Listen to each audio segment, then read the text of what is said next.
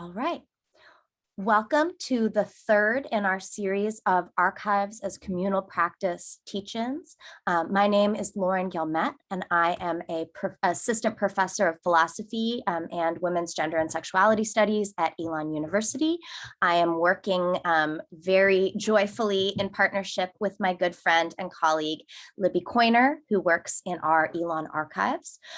We are excited tonight to bring together some of our favorite folks to talk to just in general, but even more exciting to bring these folks into conversation together. So tonight we will be having a conversation between, and I find these categories actually quite hard to distinguish, but philosophers, poets, and archivists. And I would say that plural terms pertain to each of our speakers tonight.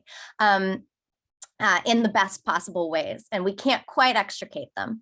But so just to briefly introduce, we're going to be talking about refusal and repair, Black women as memory workers. This panel has been generously supported by both Elon's Women's Gender and Sexuality Studies program and the Department of Philosophy, with advertising and info support as well from Belk Library and from the ACE Africana and African American Studies program at Elon. We are delighted to have our four guests here with us tonight. So again, just briefly, I'm Lauren. I use she, her pronouns. If you have questions throughout the initial presentations, you're welcome to put things in the chat. I'll keep an eye on that. And now we'll turn things over to my good friend, Libby to do our first introductions. Thank you so much, Lauren. I'm really excited to introduce Shatra Powell first. Shatra and I met as baby archivists like over a decade ago.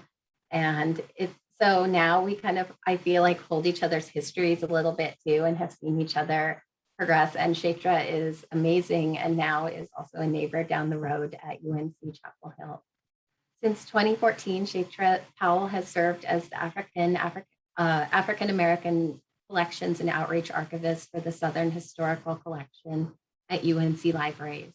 She works to engage African Americans in the archival process by managing a community-driven archives program, African American Family Documentation Initiative, and individual consultations with collection donors. Prior to this position, she worked as an archival consultant and an archival processor with various community-based organizations in Los Angeles and Chicago. Shatra's research in archival methodology has an emphasis on context, as she's written about the relevance of the background of archivists and the legacies of archival institutions.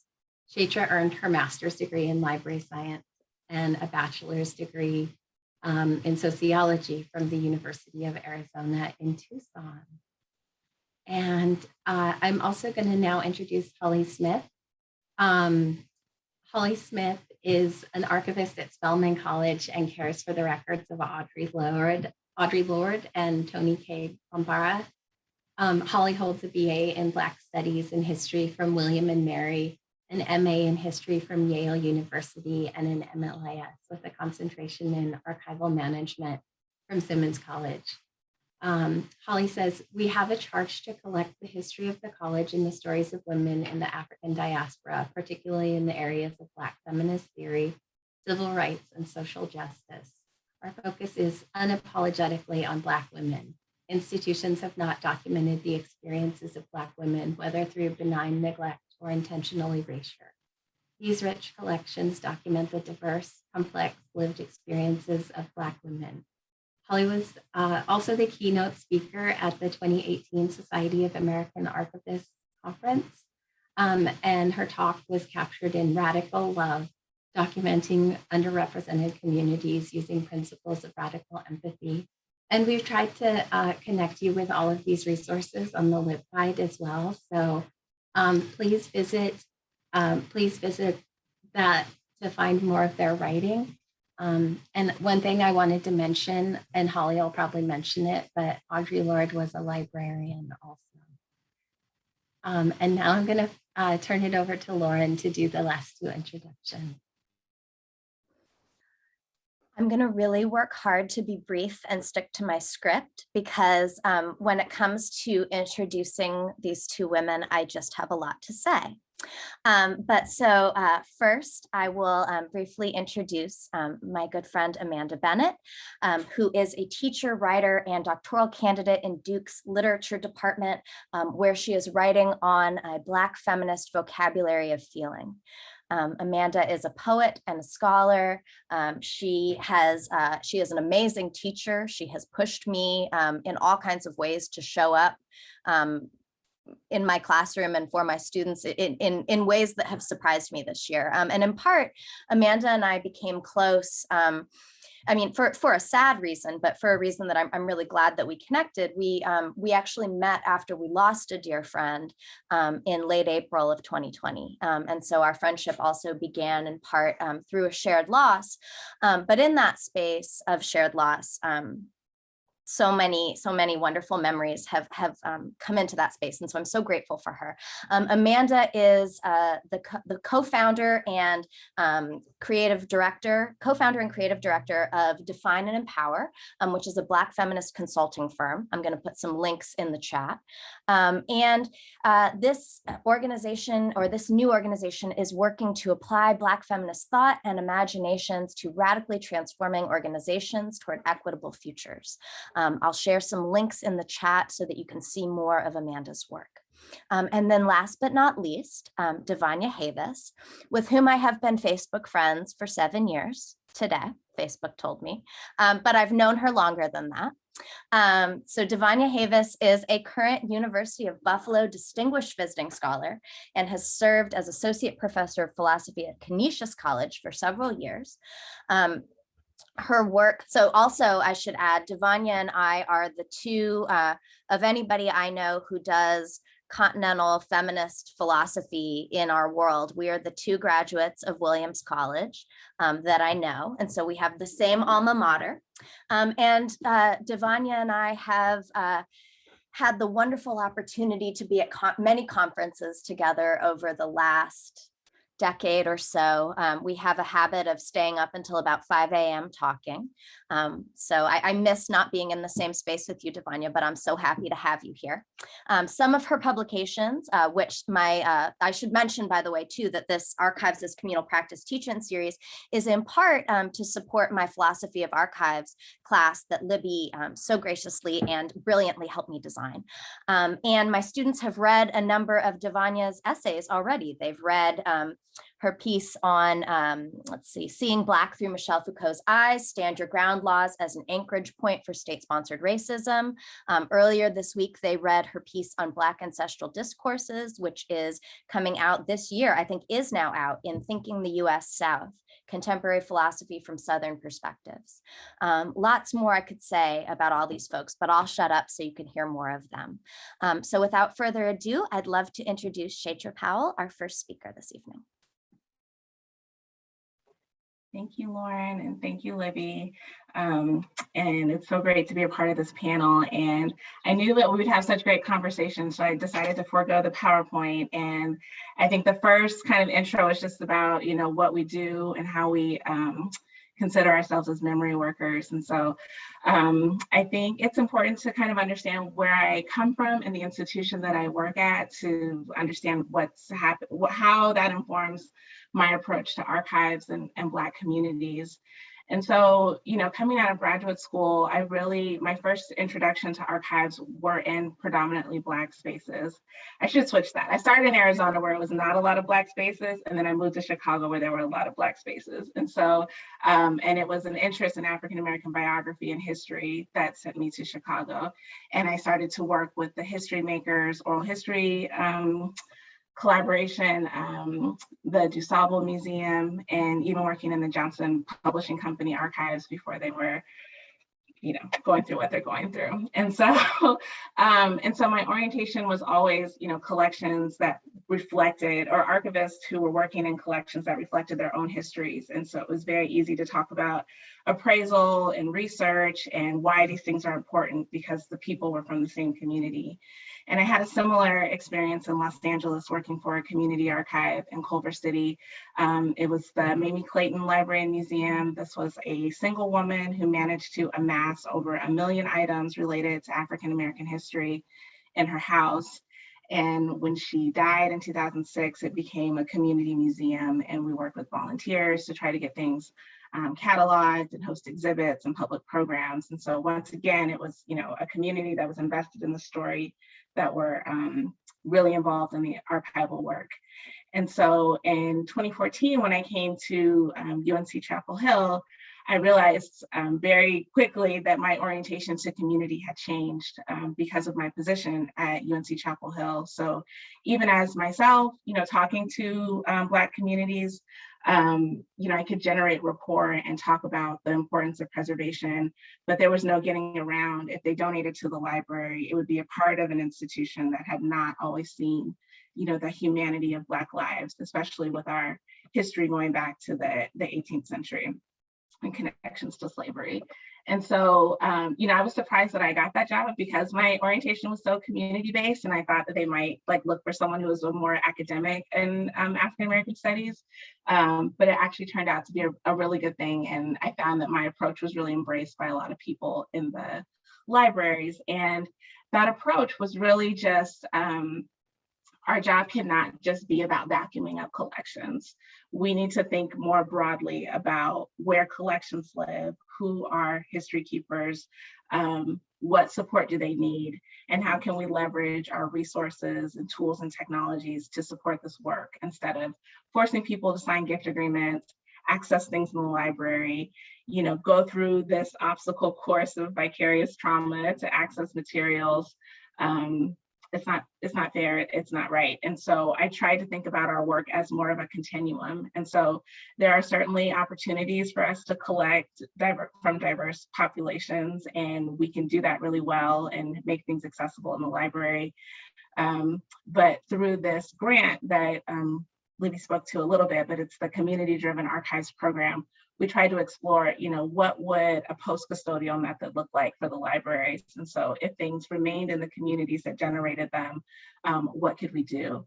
And we worked with a community in San Antonio. There was the San Antonio community, our African-American community archive and museum. And our work was a lot about advocacy. How do we connect them to funders? How do we do training to help them learn more about digitization and outreach and things like that? We also work with the Historically Black Towns and Settlements Alliance, who have a goal. They almost see themselves like the Gullah Geechee Heritage Tour, where how could they use their impressive histories of Black towns in the American South to tell stories that could promote cultural tourism and actually drive people back to their places. So it didn't make sense for their archives to be in Chapel Hill. They needed to be in Eatonville. They need to be in Mound Bayou, Mississippi.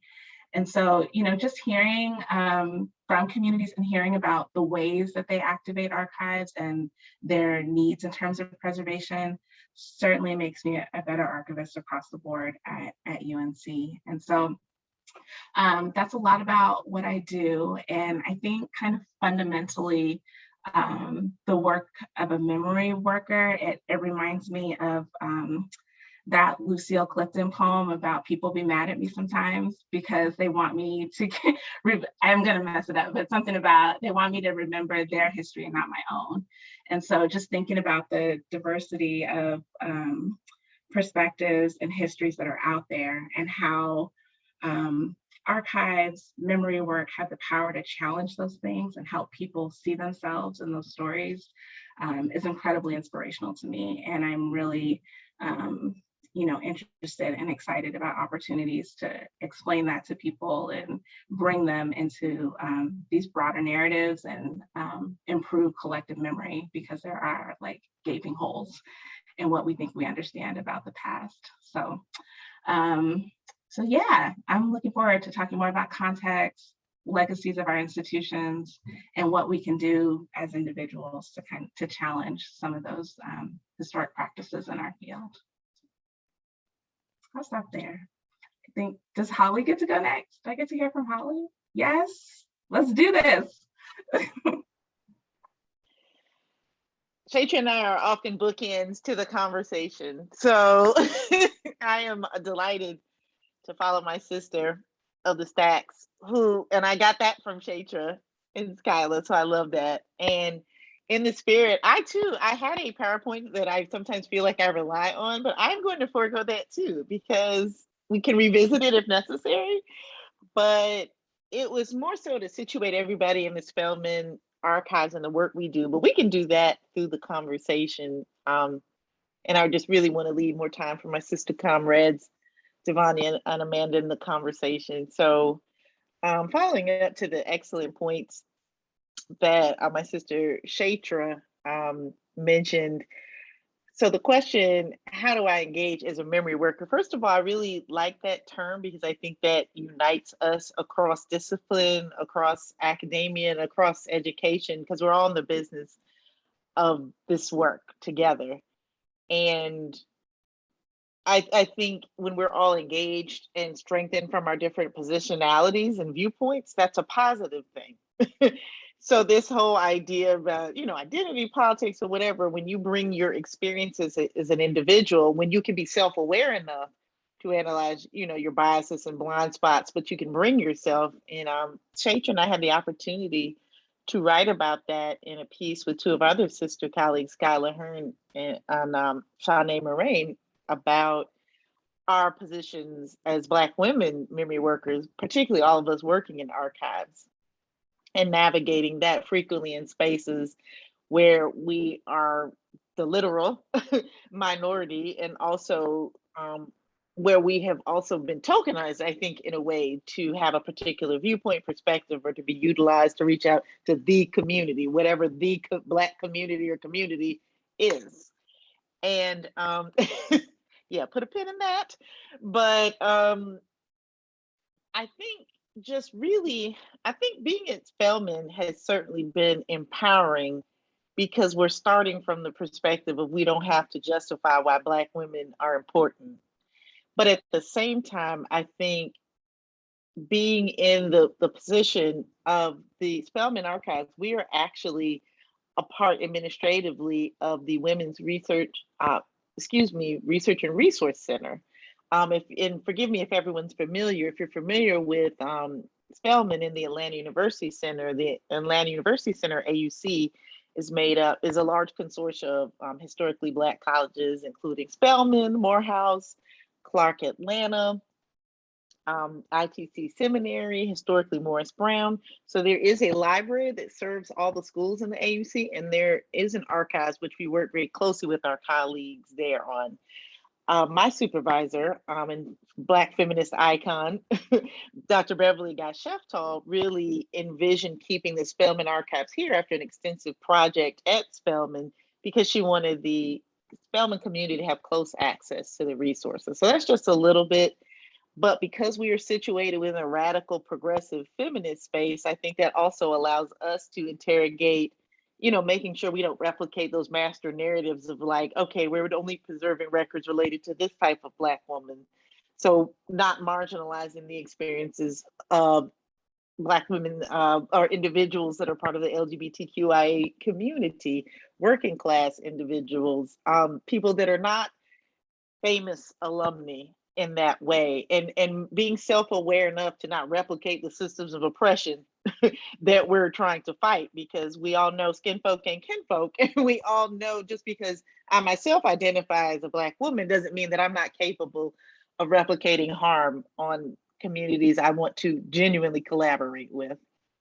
And I think Shatra spoke so brilliantly about that, and particularly being, at Chapel Hill. And I too used to work at Chapel Hill, and often feeling like been made to be in the position to be co-optive rather than collaborative in forming relationships. And we were having a really great discussion prior to everyone jumping on the chat. Sorry, y'all. But about what does it mean to, the ethical listening, but also be an ethical human being. And I think revisiting this question, I don't want to be a raggedy person in my life or in my professional. I want to come with a set of morality, and that's not policing, but just a sense of morality and bending towards the arc of justice, like you said, and to be just a good and decent human being in interactions. But particularly in doing this work because of the ancestors, because of the current communities of Black women and individuals I find myself in these spaces, that makes me better in these conversations. So by extension, I hope that makes us better. And I just wanted, I'm a talker, so I will be focused. But before I see the conversation to my other sister comrades, I want to take a particular opportunity. I know we'll talk more about specific projects, and they might get me for this, but I want to give a specific shout out to one of my wonderful colleagues, Dr. Julie Johnson, who is a professor in the dance and choreography department, and my other dear colleague, Lauren Neef, who is a visionary, one of the visionaries on the project. And Dr. Johnson, just thinking about the arc and the reach of archives and how important they are community and to activate those spaces. So I'm going to drop the link in the chat. But I've had the pleasure of working with Julie on lots of things, and she's the type of person who you want to work with things on. But Julie and another sister colleague, Tambra Harris, who is a dancer and an educator, have a project called Idle Crimes, Heavy Work that focuses on the incarcerated experiences of Black women in Georgia. And so what Julie and the community visitors such as Lauren and Robert and other members have been doing archival research and activating those archives through a series of dance performances, dramatic performances. And there was a very powerful performance done at Whittier Mill here in Georgia that was done. And Whittier Mill was constructed, Julie or Lauren can help me if I get any of the details wrong, using bricks from the Chattahoochee Brick Company, like a lot of the buildings in Georgia that employed convict labor. And just to be able to make those connections, it was a beautiful and powerful performance. And archives and memory work was the center, and Black women and the experiences of Black communities were the center. So I just wanted to shout that out in addition, and shout out Julie, who is not only doing visionary work, but is a fantastic human being, and Lauren as well, just as engaging in how we continue to engage in this type of work in ways that are hopefully, still meaningful rather than being one of my favorite things. Sharon knows my favorite thing to say is we're not passive keepers of dead records, especially when we're looking at activating the records that we have of communities that have been historically marginalized, if they have records at all, right? So even complicating, what do we mean by that? Oh, thank you, Julie. Again, anytime Julie says she's doing something, I'm like, Julie, she's the person you want to be a part of it. So I'll drop that link, but I will play the wrap it up box for now. It just, again, I just want to say just delighted to be in this conversation, and thank you so much to Libby and Lauren for coordinating this.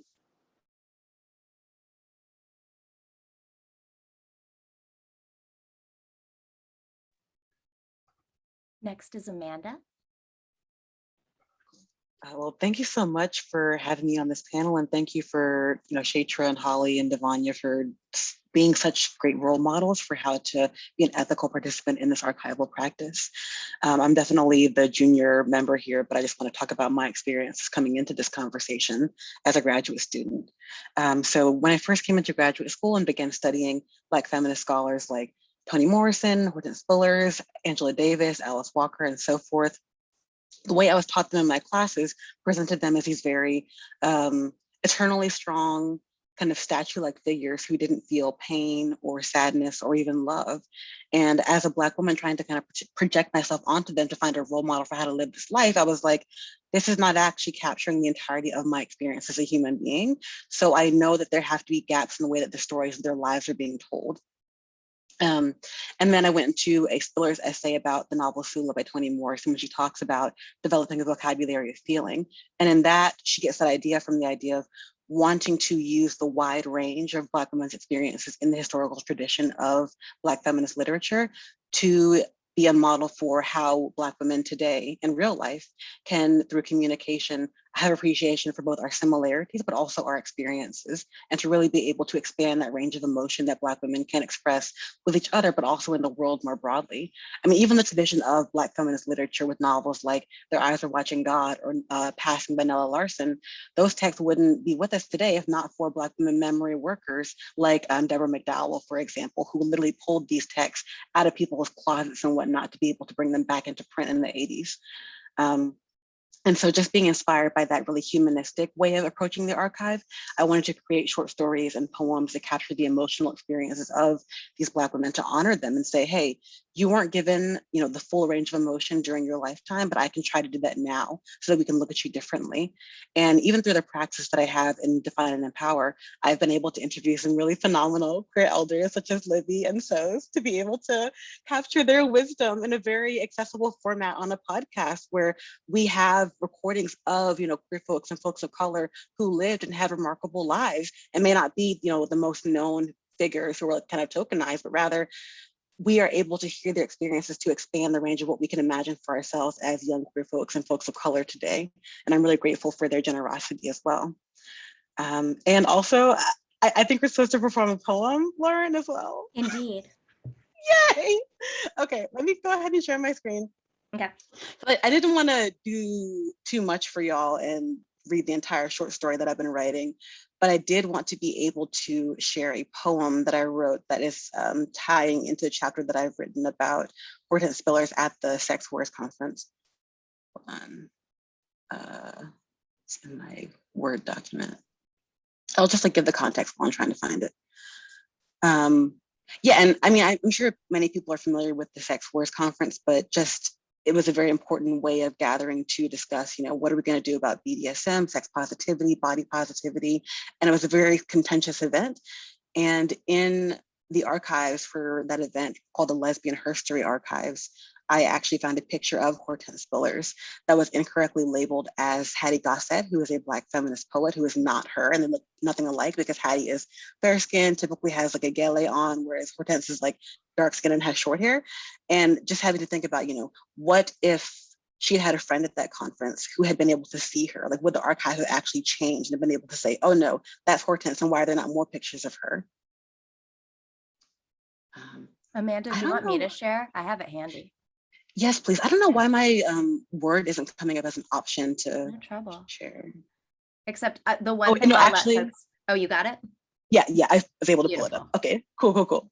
And this is actually the photo that I was talking about. This is the Spillers photo from the Lesbian Herstory Archives that was labeled as Hattie Gossett. She presented a version of her later essay, Interstices, about how Black women and sexuality is not talked about enough. And then this is a queer feminist scholar named Gail Rubin, who was also at the conference, who is known for essays like Thinking Sex, where she's talking about the issue of queer push identity geographically and ideologically because their behaviors and the way that they love people is pathologized. And so just for that context, then I wrote this poem about them called Color Theory 1982. Wait, let me go to the unmarked one. Wait, did I? Okay. Sorry. Okay. Yeah, so you'll see, but the middle column is supposed to be, Gail and Spillers talking together. Then the left column is meant to be Spillers talking, and the right column is meant to be Gail Rubin talking. And I'll perform the Spillers parts, and Lauren will perform the Gail Rubin parts. Let me make sure I can see Lauren's face so we can follow each other. Yeah, I can see you. Perfect. Oh, good. Okay, let's do our countdown. Okay. 3, 2, 1. Color Theory 1982. Study me in contrast. I am white up to my neck. Though my thighs are black. Boots and shoulders too. I keep my hair close. And my eyes far behind. Bulletproof glass, fused. To the temples of my face. Look at me. Know me through what does not reflect you. I told you my name. I think I know your name. And you wrote down the light. Because I said mine in the dark. Of yourself in my artificial eyes. to plead the heat of secret stars. You got me wrong to get yourself. I am the gold bar of forgetting. I saw your eyes and knew daylight does not feed me like you. Look at my life and I will tell you. I see, I promise your worth. The price of memory. If only our children remember. Thanks for listening and thanks for participating in this exercise, Lauren. I really appreciate it. And then I just really love being able to create this as a performance piece to even bring the archive to life, even more so to be able to see, you know, they probably didn't actually meet in person at the conference. There's no guarantee that they actually became friends, but based upon my desires to have friendship and even my experiences of having friendship with people who are different from me, how do I insert myself into this story in a way to change the landscape of contemporary feminism and to create a more humane way of viewing feminists of the past? Yeah. And I'll stop now.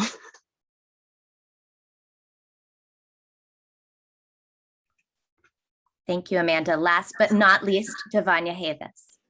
Oh, thank you very much. What an honor to be with Amanda, Holly, and I'm going to mispronounce your name because I wanted to make it Sharita. So please say it again. Shaitra, you got it. Shaitra. Okay, and I was working on this. So I really believe that you've got to pronounce people's names the way their ancestors and family mean it and how they occupy that. So, Shaitra, I've got it now. I want to start in an unusual place for a philosopher, and it is with a photo that was given to me in graduate school, and I'm going to talk a little bit about the photo. Then I'm going to talk briefly about a piece of Hartman that's significant to me, and then I'm going to conclude with the opening question for us, which had much to do with what is our field, how are we engaged in this memory work, and finally, one that I really had to think about, which is what is my relationship to this description of memory worker? So bear with me. I am kind of, you'd think I'd be better at this. So, work. No, hold on. Apologies for taking you through this.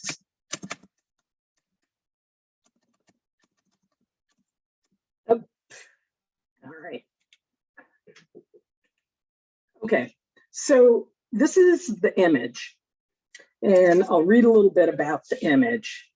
So I have started a new position, which is a year-long position. I am a distinguished visiting scholar, and I get an office. And so I brought a bunch of images to my office in this image. And so this is me in conversation with the image, with the woman in the image, in the context, as we've talked about being a Black woman, and since she has been with me since I've been in the academy, we are Black women in the academy. So here we go. I unsealed the plastic, peeled the tape, housed you in a clip frame. As I worked to center the photo in the pre-cut mat, I realized you did not quite fit.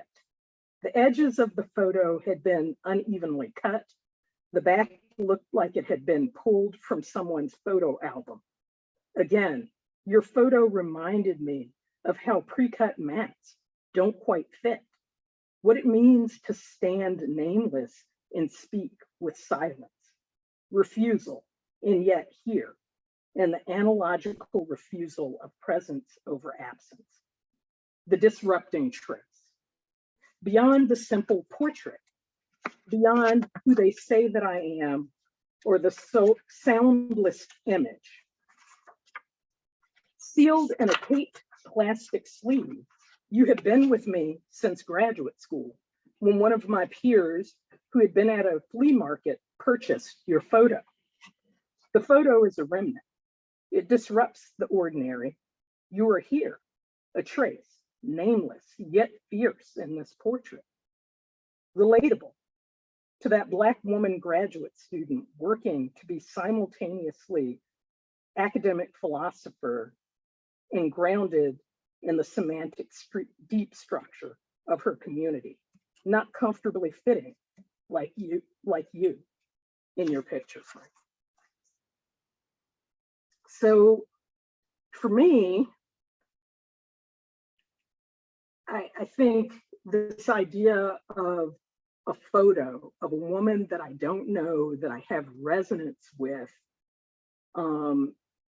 is a reminder of how Hartman would describe the condition of Blackness in the United States, namely the idea that death, destruction, and violence is a byproduct of the making of commodities. It's not even an intentional act like the Gulag or the killing fields. It is incidental to the practice of making commodities. And I think in a lot of ways, Blackness, be it Black bodies, be it Black people, be it Black culture, even often when people want to memorialize, it also becomes a kind of commodity. And that speaks to the kind of work that I do as a philosopher, both strictly academic work and the ways in which I want to see the academy enter into partnership with Black communities. And I say it that way because, and I think Holly was saying this earlier, people talk about being engaged with the Black community as if we are this monolithic community that doesn't have divergences of opinions, that doesn't have differences in how we approach things, that doesn't have family disagreements. And so when we begin to think about engagement, it's not only that we are going out into these communities doing service, it is also that we are understanding the ways in which we can be in partnership. So if I were to describe what I do in the method of a philosopher, because I believe a lot of people do philosophy, but they don't get to be counted as philosophers, it is a way of theorizing in the material world. In other words, what are the kinds of theoretical things that we derived? And it is always within conversation, both with and around what I'm going to call material archives, not necessarily objects, but relationships to ancestors, relationships to lineages, relationships to practices and to ways of thinking. And how do we begin to not just collect the objects or the artifacts of those processes, but as a philosopher, it's important to me to think about how we begin to engage with and preserve those ways of thinking, those ways of practicing, and most importantly, those ways of theorizing. And that leads me to I wouldn't necessarily describe myself as a memory worker. I think I'd say I am more of a critical steward. And part of the reason for that is when I think time in that ancestral tradition, there's a way in which in African diasporic cosmology, the past, present, and future are always simultaneously operative. So it is not as if I can be simply in the past, which is often a function of memory. And so when we talk about remembering or memorializing, often our imaginative frame is narrowed down in ways that don't encompass that unique cultural approach. And so I think a lot of what I want to think when I am engaged with philosophy, which is never only philosophy, it is always a kind of poetics, a kind of creativity, and it's always archival because in my tradition, I follow this lineage of thinkers who have all been formed by historically Black colleges and universities. And I am the exception in that it was a different period. And so I didn't go to historically Black college or university, but the lineage and the tradition and the ancestral inheritance are present.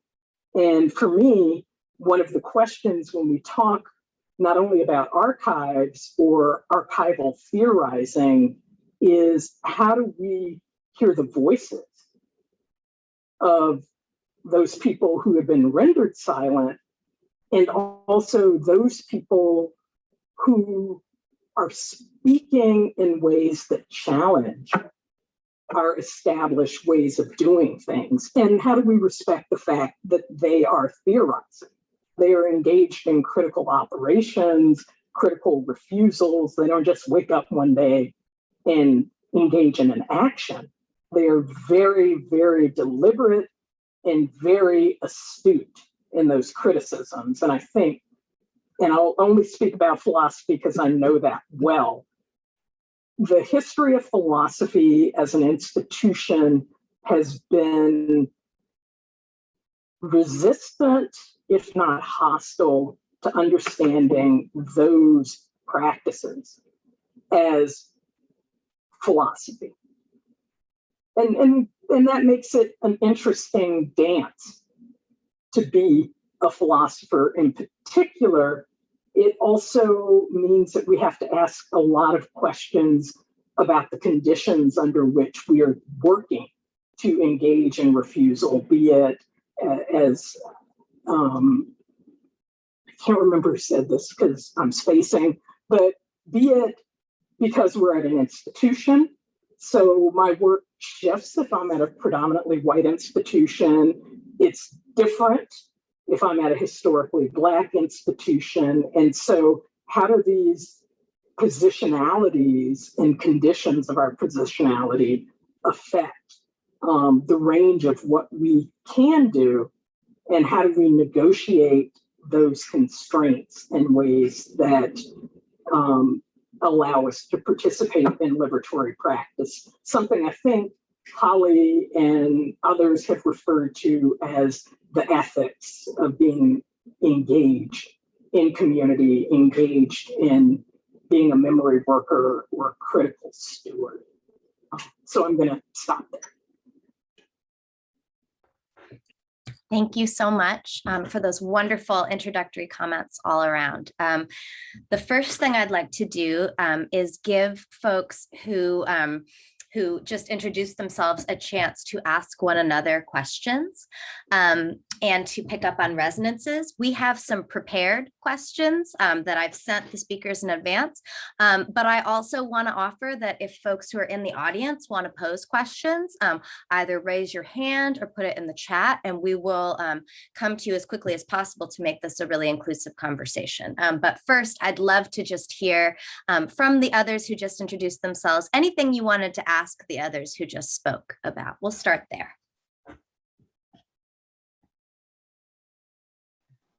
I don't have a question, but I was really go ahead, really Jay. I'm sorry.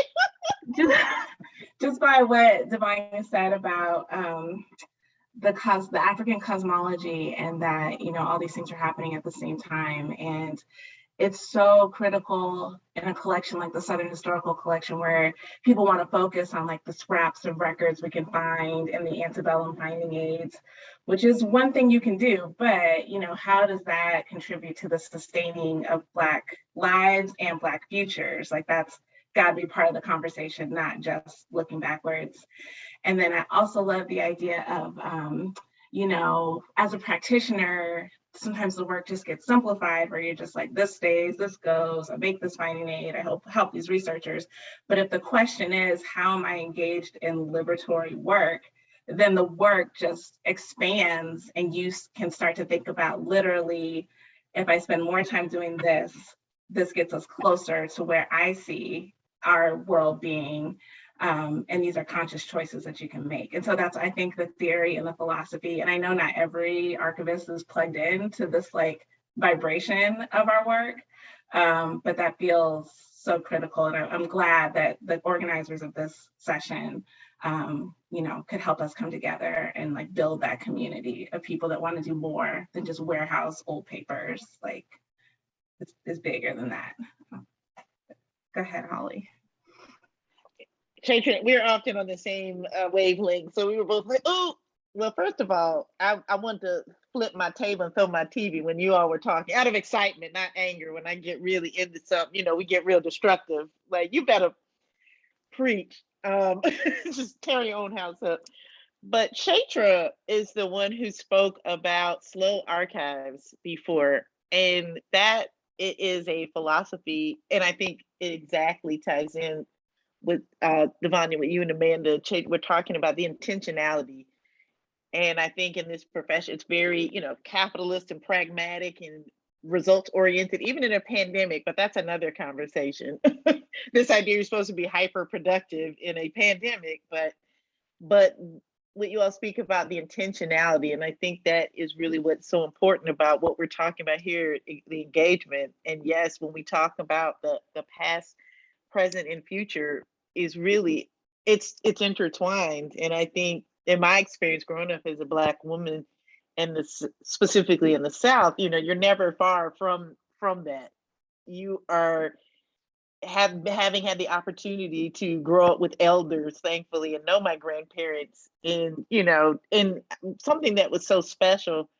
And I do want to leave space, but just wanted to share this anecdote. We are the steward of the Tony Caveman Bar and Audre Lorde papers, which Devanya and Amanda, I really wanted to speak to you all both, talking about Black women literature and how they wrote themselves into, wrote for the communities and were unintentional. And I would love to hear your thoughts about the engagement around Black women in literature, and Amanda, especially the wonderful course you took in your work.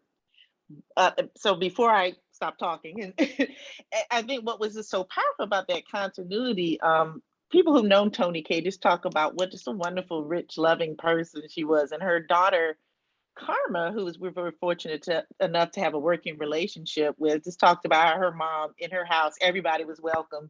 And her mom would keep pots and pans and random things, amulets in her bed. And her granddaughter, Zoe, who never met Toni, and maybe she heard this, but grew up and does the exact same thing. Because she have pins and amulets and crystals. But hearing that story, but seeing how Zoe is a brilliant writer, activist, and writer her own, it's a beautiful continuity of sometimes you don't have to know why you do things. It's in a way, it is that memory that is passed down and embedded. And I think about our communal ways of remembering as Black people that are often different. We're not in the written records because of, oppression and enslavement and a number of things, but there are multiple ways of remembering across community, when speaking specifically of my experience now. And how do we make space for that? And I'm grateful we have, but hopefully, sorry, to go back to the question, Devanya, critical stewardship, I had to write that down, and I would just love to talk more with you about this. And Amanda, I would just love to hear more of your thoughts too around the engagement of Black feminists and writers archives, if those questions made sense, or thoughts. Yeah, I think it makes total sense. I mean, I actually thought about Toni Morrison's concept of rememory from her novel Beloved, like the idea of things that could not be processed during one generation will just keep coming up again and again and again in the next. And, for many of us as Black folks who are descendant from enslaved people, that can come up in the form of trauma of, why does mom act like this? Why is this behavior happening? Why is this mental health issue happening? But like the power of the author is the ability to perceive those rememories and then weave them into the form of a story so that you can have a kind of cathartic relationship with it, as opposed to just being stunned by the violence of its repetition. And it's like, how do we honor and also protect and love and preserve the people who had that gift of perception, of sight?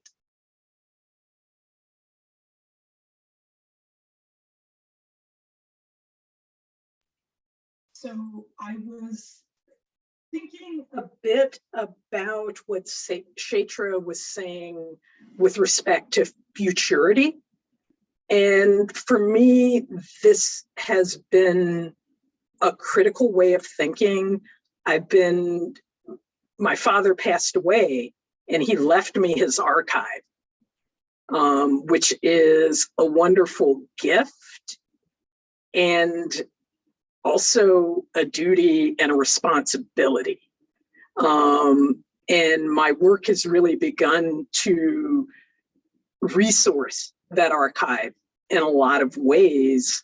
And I keep thinking about the idea of futurity with respect to that, because there's always that narrative of immiseration and Black oppression and Black pain and Black suffering and needing to be liberated from oppression.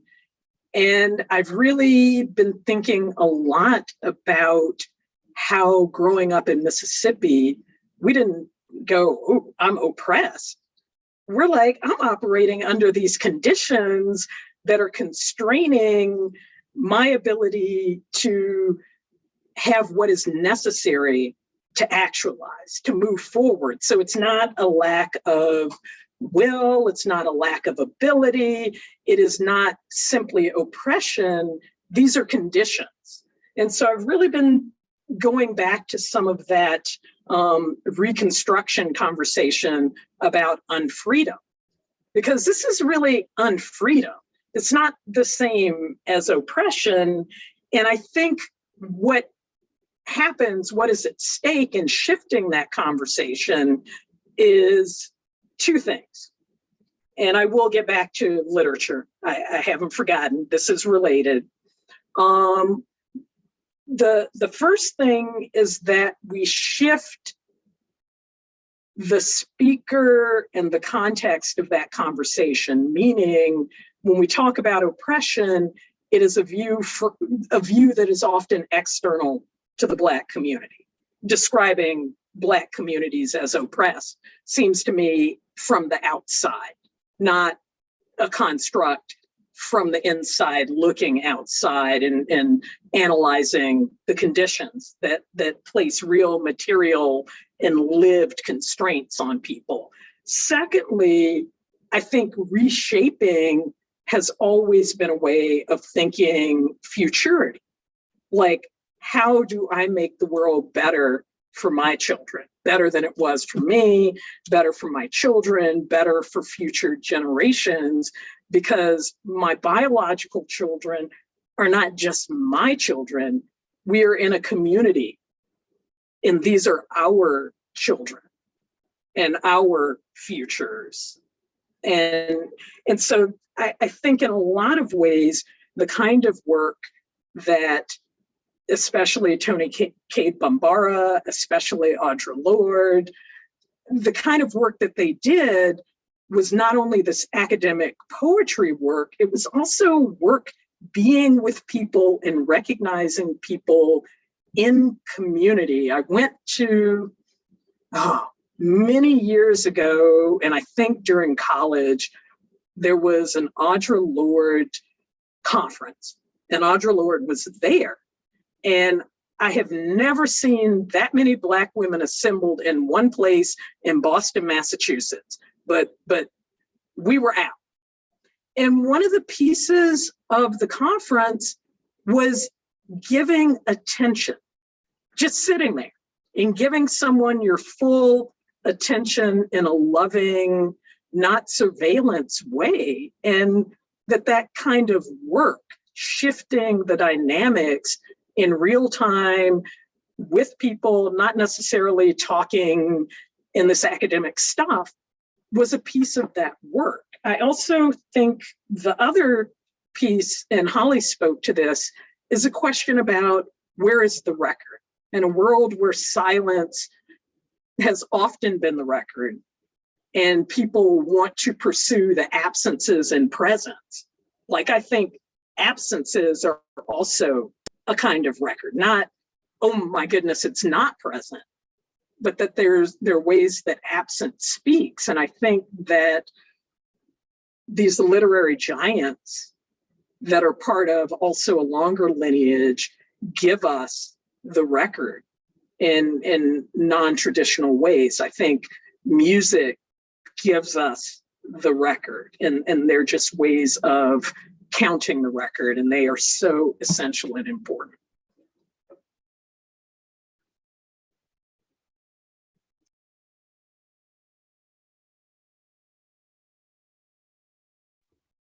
There's so much rich there that I don't even know where to begin, but one thing that just immediately struck me in what you just said, Devanya, I loved this description of giving attention. And I was thinking about that alongside the conversation that we were having just before other folks joined around ethical listening and your reflection on what ethical listening is. And so my student Pierce Johnson, who is with us on this call, is writing about ethical listening. But also, I would say Pierce was in no small part inspired by the unpublished work of my friend and Amanda's friend, our friend who passed away in late April of 2020, Alexa Koukopoulos, who wrote an absolutely just devastatingly beautiful undergrad honors thesis on Foucault as a poet, and really thought about and developed an idea of ethical listening there. But I mean, in my understanding of it, and Alexa and I have both read this thesis, and Pierce has read it, my students read it this semester. But I think that's what it is. I think that's it. I mean, that actually sounds like the best description I think I've heard of it. So if I were to say what's ethical listening, I'd say like what Devanya just said. But I'm curious what others think about that concept, especially since Pierce is here listening with us to get ideas.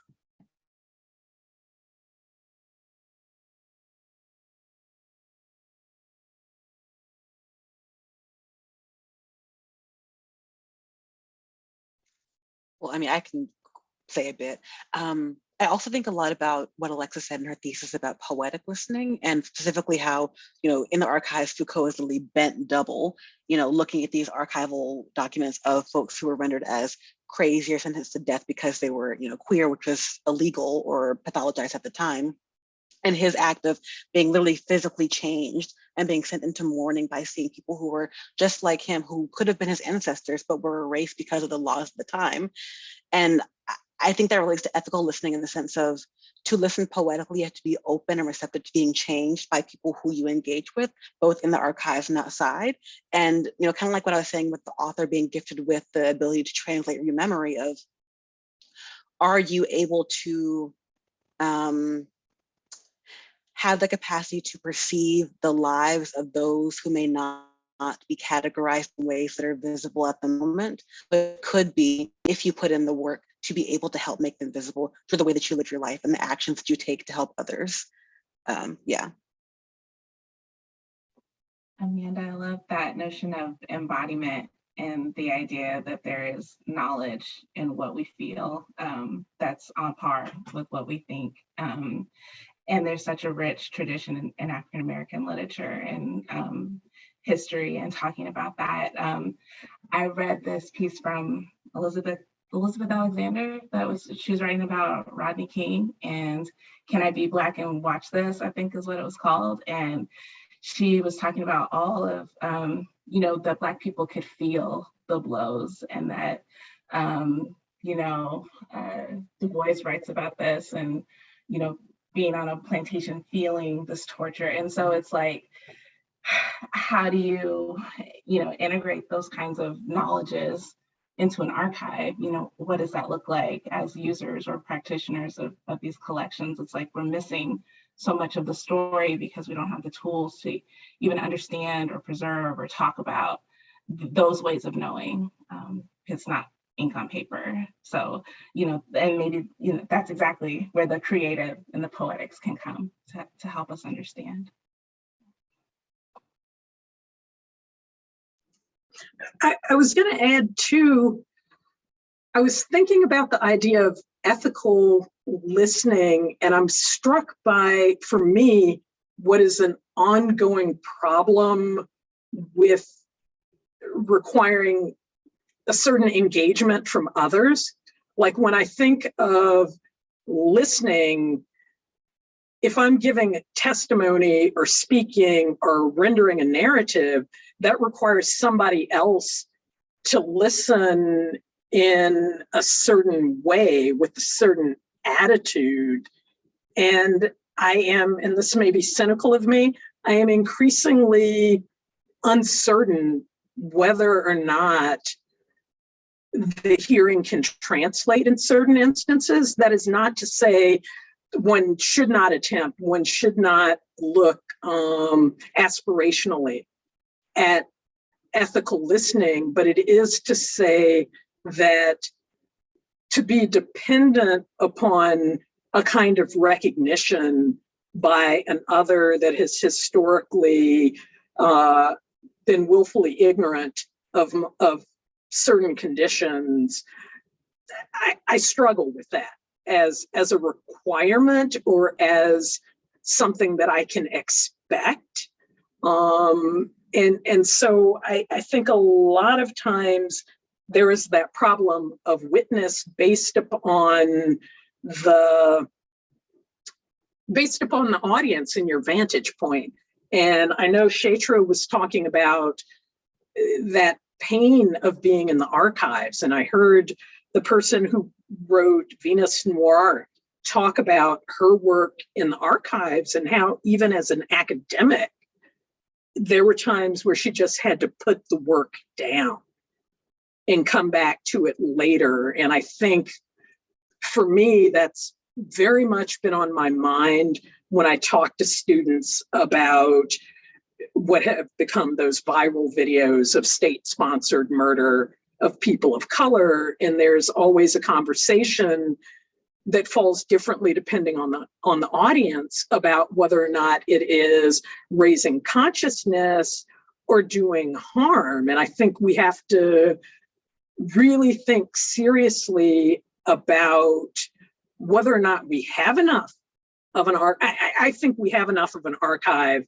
of those kinds of things. And we really need to talk about what does it mean to commodify Black bodies in that way, because we're not going to show viral videos of bodies that are racialized in other ways. We're going to show certain bodies that are already bodies of death. And so for me, the idea of of ethical listening begins to get bound up with the problem of witness and access in to whom are we talking and who is allowed to speak.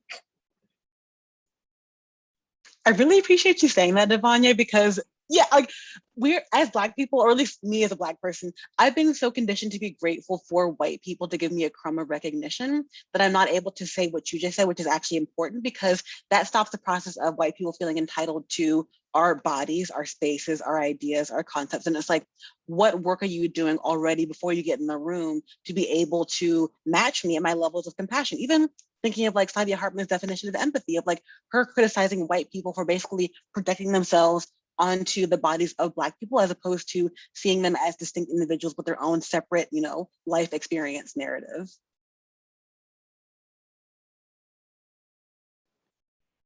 And y'all are preaching today. I'm about to tear my whole house up.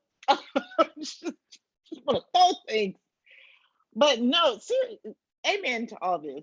And I think, jumping ahead, I think to the question at the end about ways that we can support each other. And I think particularly that question, Lauren and Libby, I think I've had this question from particularly other, white colleagues who don't want to be, replicate oppressive structures and be mindful of, particularly if you're working in, Black communities or whatever, or myself being cognizant if I am going into a community that I, might not self-identify with. But I think, first of all, just like we were talking about earlier, just being self-aware, but people respect transparency. And when I think about, like you said, this idea of really what is ethical listening, it, just thinking about listening to not respond.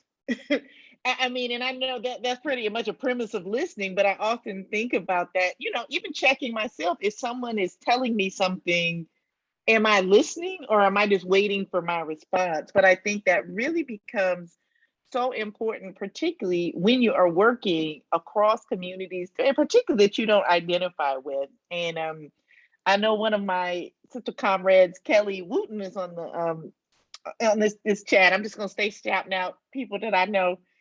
Is Stephen or Miranda Mims down there? The Nomadic Archives Project doing incredible work. But these are our comrades and colleagues doing this incredible work. And so Kelly and I presented with some of our other dear friends on the radical empathy in the archives, which Marika Safor, Michelle Casware really illuminate brilliantly, just the idea of using that ethics of care, feminist ethics of care and archival responsibility, and the responsibility you have to the different communities within that are affected by archives broadly. And then when we were working, we came up with a fifth effective relationship to each other. What is the responsibility we have to each other as memory workers? And I think what I like about the term radical empathy, that's just more than just, kind of empathizing, like you said, listening, like, oh, we understand, but radical, unfortunately, I think has the idea of being unhinged, but radical is revolutionary and ability to change something. So getting beyond just these conversations and statements and like, we see you, we hear you. No, you don't. What are you and I hate to say that, but after the murder of George Floyd and Breonna Taylor, all these toothless statements that people were saying, when you're not willing to deal with the inequity and racism and homophobia in your own institution,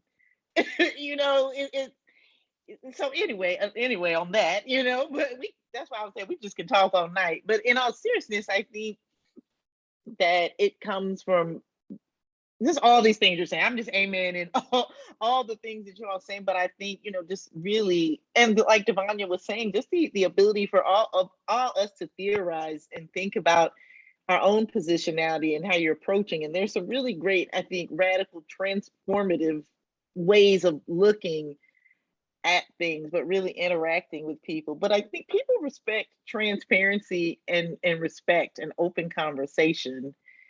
And I think, like you said, yeah, I don't know, I was just really struck by the ethical listening component. And then I just think I just really liked that idea, and just really everything that we've talked about here tonight, but really just like, again, taking it that extra step of being willing to transform yourself and policies and institutions and frameworks of thinking, through frameworks of violence and oppression and other things, rather than just saying nice words or like, again, we're listening and we're learning. My least favorite thing, because it feels very dismissive and really not trying to be exactly like Devanya and Amanda and Chaitra were saying, this liberatory power of memory. And again, going back, Devanya's reminding me how much I love the cosmogram, just really just how everything is all connected.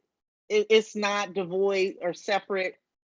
And especially thinking about my experience as a Black woman, it's the past ain't even the past, and the future is right now. So anyway, all right, enough.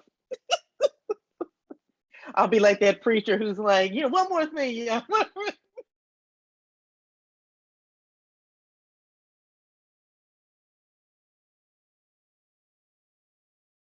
I know I put a link in the chat, and it's really good. And in part 4, I think this one was name is Autumn. I have to put her name in here, but she talks about Mamie Till, right? How she put her son's mutilated body on display for everybody, and she didn't do it unconditionally.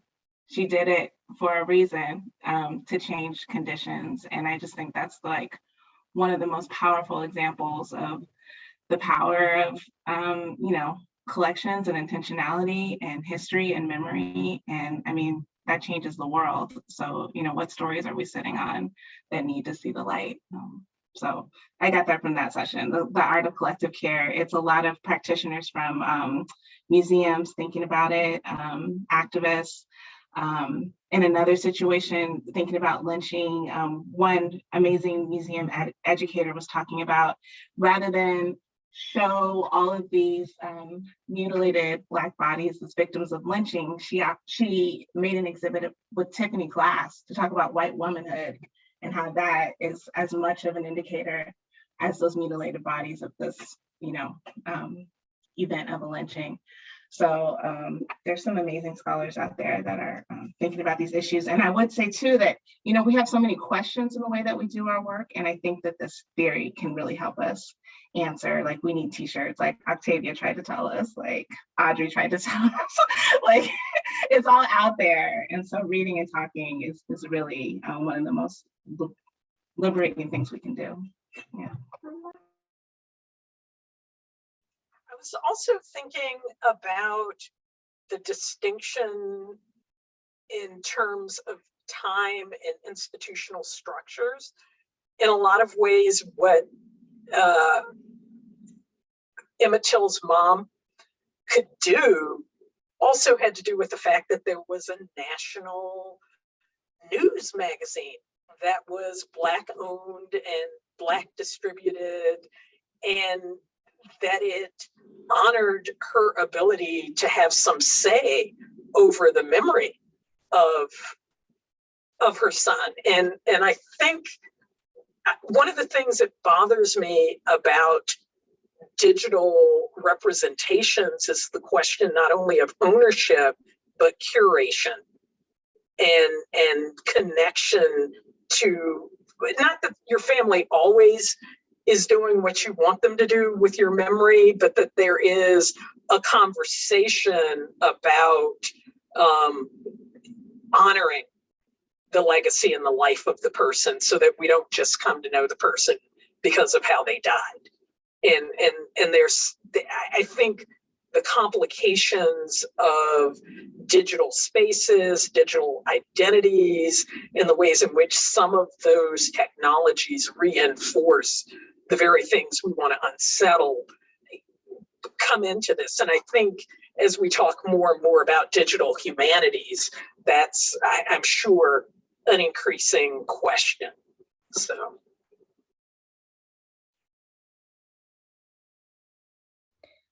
I want to see if there are any questions. I mean, Libby and I have a long list, and we will continue to talk to these people. I mean, we will talk all night, but I want to just check in and see, does anyone in attendance have a question that they'd like to ask our panelists?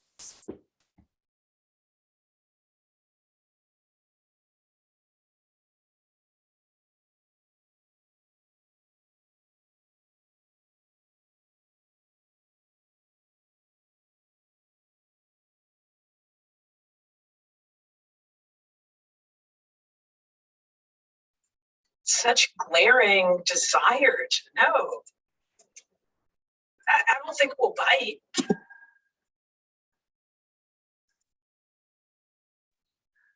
I'll keep going with questions that I have written, oh, let's see. Okay, yes, I'm going to keep going with questions I have written, because some of my students who posed the questions are in attendance, and one of them just rightfully noted, I sent you the questions already, and that student is correct.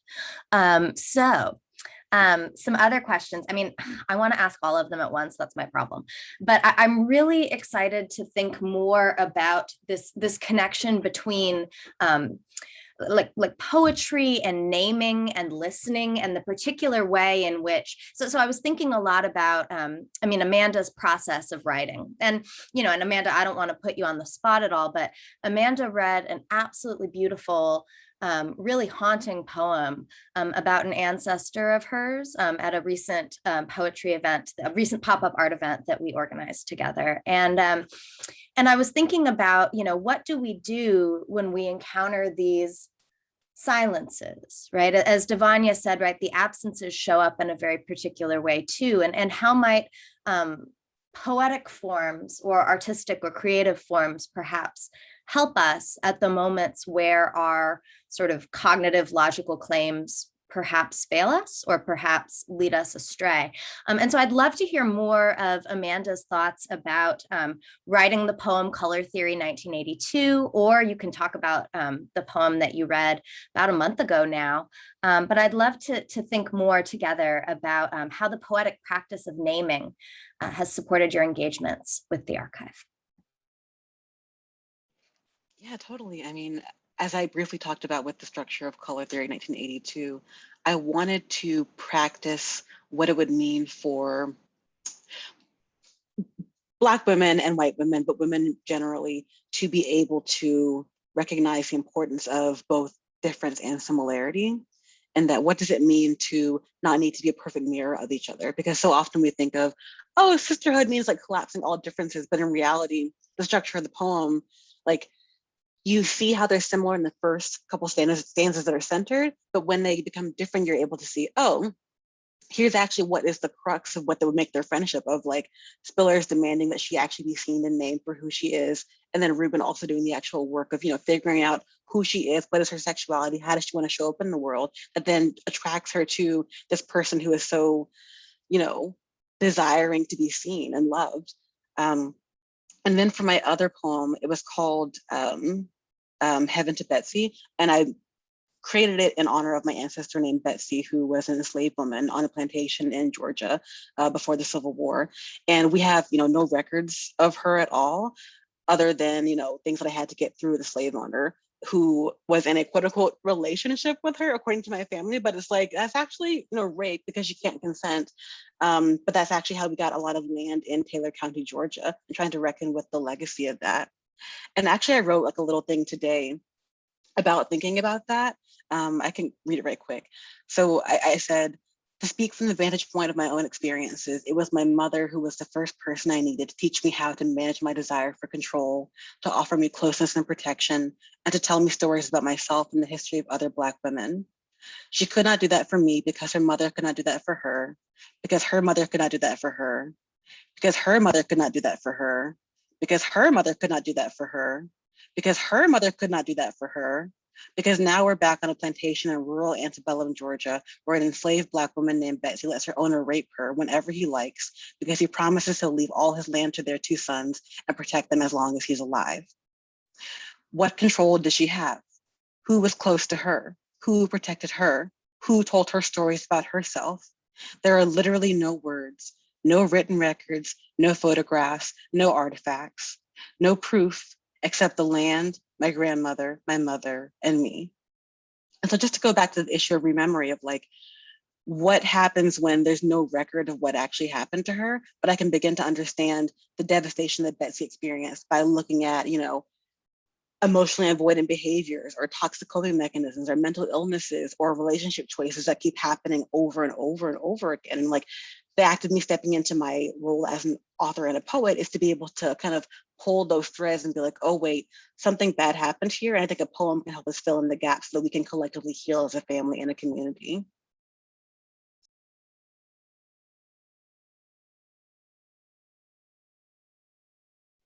That was stunning. Thank you.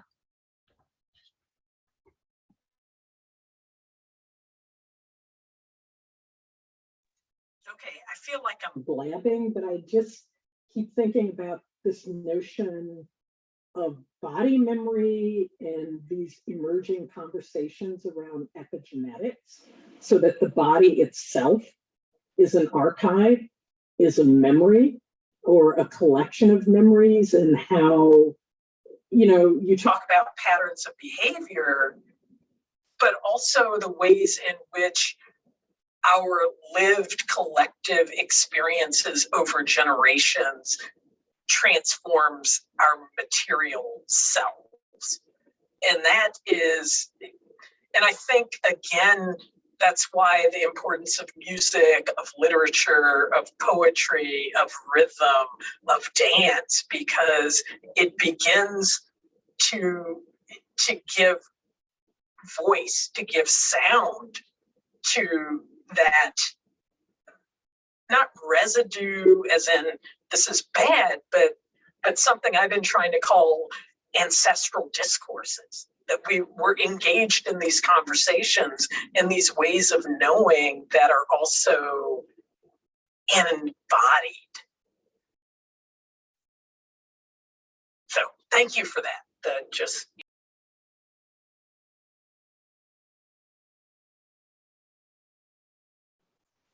No, thank you for that, Devon. And I was reading what my dear colleague Lauren said, and it really just makes me think to the work that Julie and Tamber were doing with the idle crimes heavy work, but the Georgia there was a project that preceded that called the Georgia Incarceration Project that did broadly look at the experiences of incarcerated communities and working with staff in theater and drama at UGA. And what you all saying also makes me think of like Sadia Hartman's work, Amanda, your work. Like there are so many things that can be looked at as wholes. But when we activate the archives through dance, through music, through things that are familiar in diverse Black communities and broadly, you know, I think across communities, and just allowing ourselves that space and activation of the stories and the embodiment of our memories, I just think is just a really powerful way. And again, I think what links us in this broader term of memory work, I think. And I'm hoping that you all maybe, you know, there'll be more performances. Y'all can get down to Georgia, but hopefully everybody can see the link. And I'm happy to share it, Lauren and Libby too, with the class. But I just, you know, it was to see that performance at that particular spot in Atlanta, it evoked a different feeling. And I think, like you said, when we talk about kind of reparative discourse, like you said, refusal, but also repair. So we're not taking on the narratives that we see written of these incarcerated Black women being arrested for idling, whatever that means, you know, street walking when you're just walking home. So if you know, not trusting this, but this is the official narrative, but not trusting that, but also doing reparative work to really kind of tell can we imagine the other ways of being? And I think that's, you know, and I think what we're all talking about here right now is even just going beyond traditional westernized, you know, very pragmatic ways of even thinking about what archives and memory are and expanding our concepts, which I have to say in our field, even that idea seems revolutionary and problematic. I know Shatra's shaking her head. Yeah, it's like, what? You know, there's a way and we're, you know, detached and we're just, you know, which I think is very insulting, again, frankly, visits violence upon other people's ways of being. So just even troubling these, even saying that there's the embodiment of the archive, it's just, yeah. I know Shatra's looking like, it's just, but that's just the idea that archives are neutral, like, I don't know, like there are some people that still hold on to that, which is beyond me. But I put another thing in the chat from this Lost Capture project out of Chicago, which is so beautiful in terms of its tribute to the Black archives in Chicago.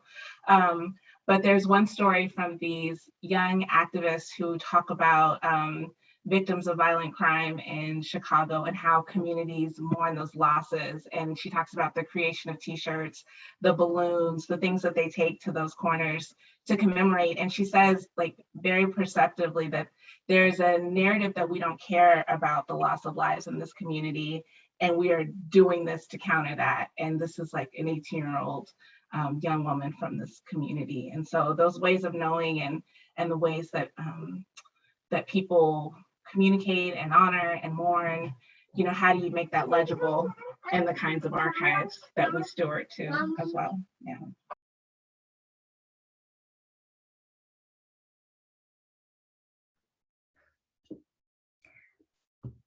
We are running up on the end of our time, and I want to be respectful of the time of our panelists. There's so many more questions that Libby and I would love to ask.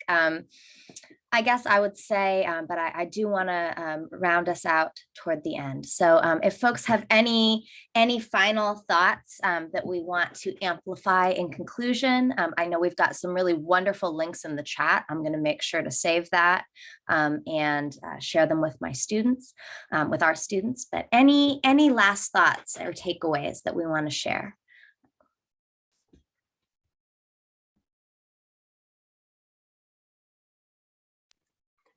I think something I'm only learning about are the extent of museum collections. Like many museums have what they call human collections, which are actually pieces of people's bodies, and lots of them, and in ways that they cannot necessarily return.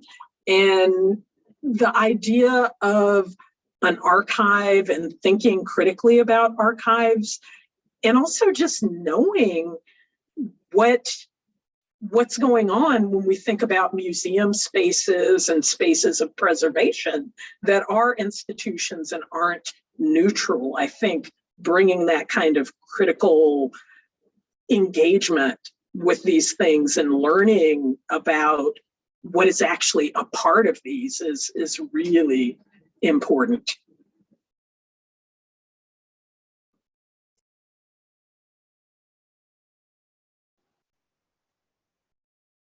Thank you for that, Devania. I just wanted to put in a little plug for two of our beloved colleagues, Dr. Tanya Sutherland, who writes very beautifully a lot around these, exactly what you were kind of talking about earlier, Devania, I think around the spectacle of, and Zakiya Collier co-editing a special issue of the Black Scholar on Black archival practice.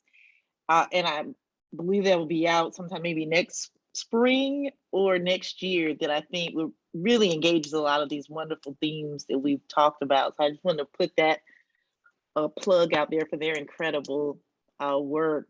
And I'm just elated to be here. And I know this better not be the last time we're all in conversation and community with each other. It certainly will not be. I can promise that.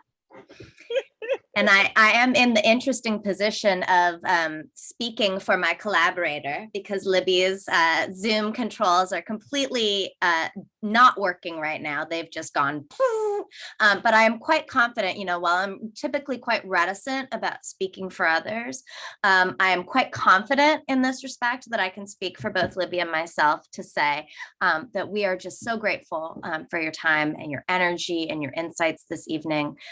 This will certainly happen again. And I'm so grateful, Libby's so grateful, and my students as well. And so I'm going to go ahead and stop the recording. But thank you so much for joining us this evening.